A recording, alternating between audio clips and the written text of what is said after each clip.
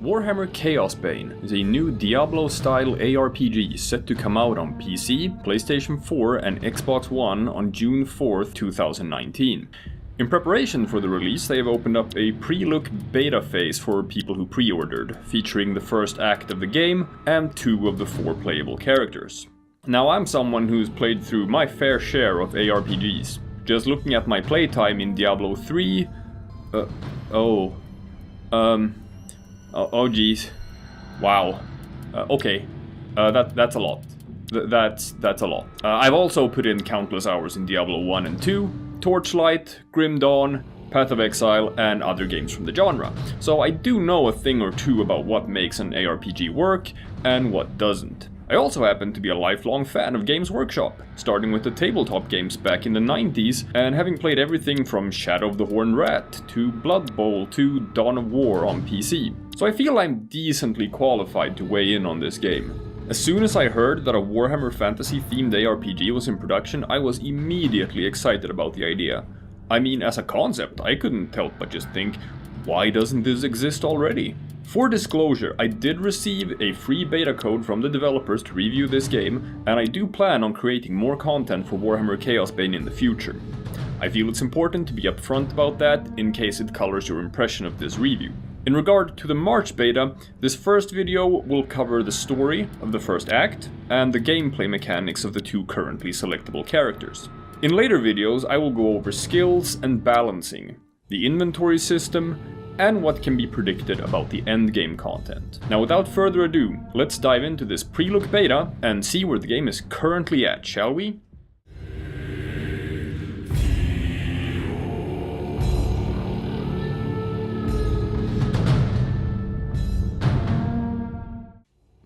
Alright, so in this pre-look we get to run through the first act of the game.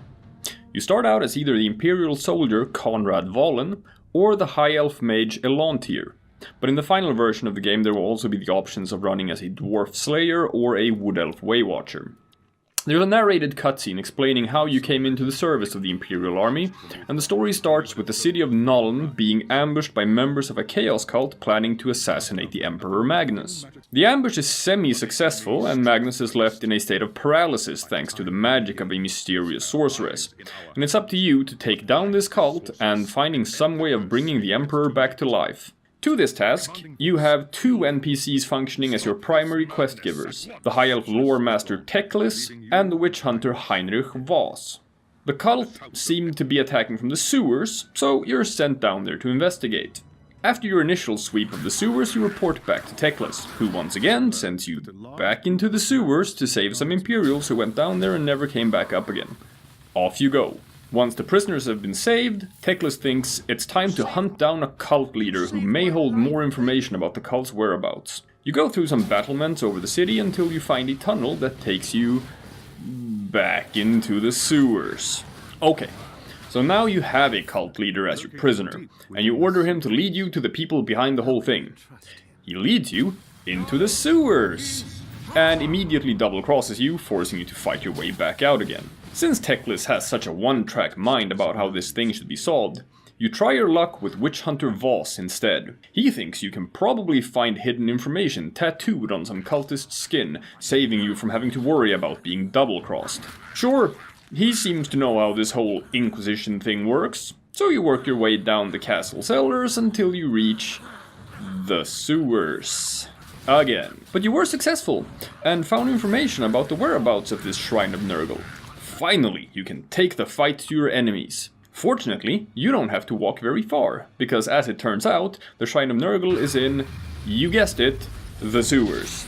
You find the shrine, and the champion of this cult of Nurgle, a gross-looking dude named Friedrich Kessler. Unfortunately, he manages to escape your grasp while you're busy slaughtering his underlings.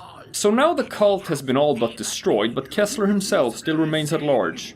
However, you, Teclis, and Voss all agree with each other. There can only be one place he could be hiding. If you guessed in the sewers, you guessed correct. Finally, you track Kessler down to his lair, where he sacrifices his mortal body in front of your eyes to bring forth a greater demon of Nurgle, a great unclean one, which is your huge set-piece boss fight to end Act 1 of the game. With this, the cult of Nurgle has been vanquished, but the sorceress was nowhere to be found. Heinrich Voss suspects that she can be found in the city of Prague, where parts of Asavar Kul's army fled to after the Battle of Kislev. However, this marks the end of the story available in this beta preview. Now, as far as the overall story goes, it's perfectly serviceable, and the environments are beautifully designed. However, as you can tell, there is a pretty severe lack of variety when it comes to explorable environments from what we've been shown so far. And all in all, the first act feels pretty short. If you listen through all the dialogue and work your way through it at a steady pace, you're gonna go through it in around 2 hours. But if you were to focus on clearing it as fast as you can, you could easily do it in less than half that time. It's a bit of an issue here that the developers have been fairly tight-lipped when it comes to releasing information regarding the scope of the game. So as of this review, I don't know if this represents the entirety of Act 1 as it'll look in the released final version of the game, or if I'm playing through a condensed version for this pre-look beta. As it is right now, we're looking at pretty much just one environment being reused over and over again, and a single act boss, which feels a bit meager. And if we assume that the plan is to have one act for every major chaos god in the Warhammer Fantasy universe, that would mean that the game would clock in at a total of 4 acts. But again, at this point this is speculation, since we don't actually know yet what the full scope of the game will be. As far as quality goes, I like what I see here, but as far as quantity goes, I do feel a bit concerned. Hopefully the developers will release more information in the coming days regarding how big the final game will be, how many different environments will be featured, how many bosses there will be in the game, etc. So that we can better gauge for how long we can expect Chaosbane to entertain its players.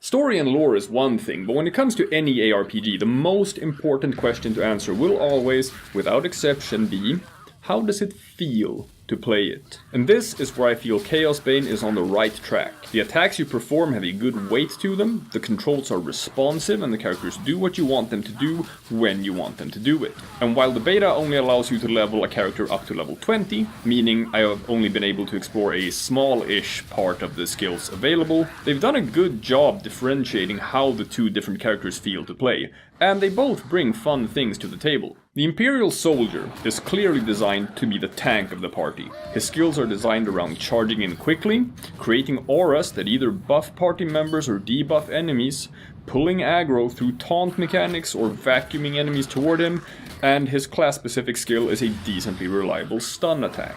That's not to say he can't do damage by himself. His offensive capabilities seem strong enough to get him through the game solo, but he doesn't excel at it. What he does excel at is mobility. He has generators that let him wade through packs of enemies, a charging tackle, and a channeling skill that lets him blaze forward, shield first, and ram his way through enemy ranks. Novice ARPG players might think that this is an offensive skill, but more seasoned players of the genre will immediately see this skill for what it is. An excellent mobility tool that lets the Imperial run through map areas at an extremely quick pace. A downside is that it drains your energy bar fairly quickly, and I often found myself struggling with resource management while playing as the Imperial. Additionally, an issue I had while playing through the story was that he simply doesn't feel tanky enough. In terms of toughness and survivability, I couldn't really sense any difference between the Soldier and the Mage. If you think the Soldier can stand still and go face to face with some huge enemy and trade blows with them, you are going to be in for a rude awakening. However, that's more of a balancing issue that I will go into more detail about in a later video. So the Imperial is a mobile tank. Kinda.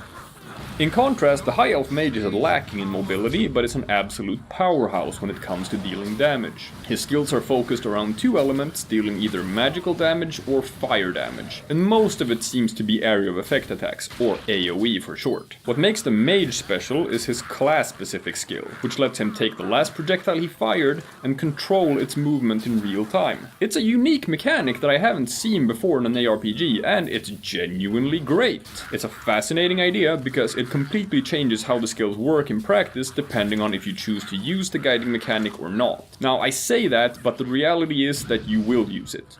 all the time. Partly because it's simply a fun mechanic and it feels rewarding to use it, but most importantly because it makes the skills better. And not just by a little, but by a lot. Some skills that are almost laughably inefficient when you just fire them off indiscriminately will become absolute beasts when guided. Most notably, the magical orb you get very early on as your first primary spender. So how does the skill work?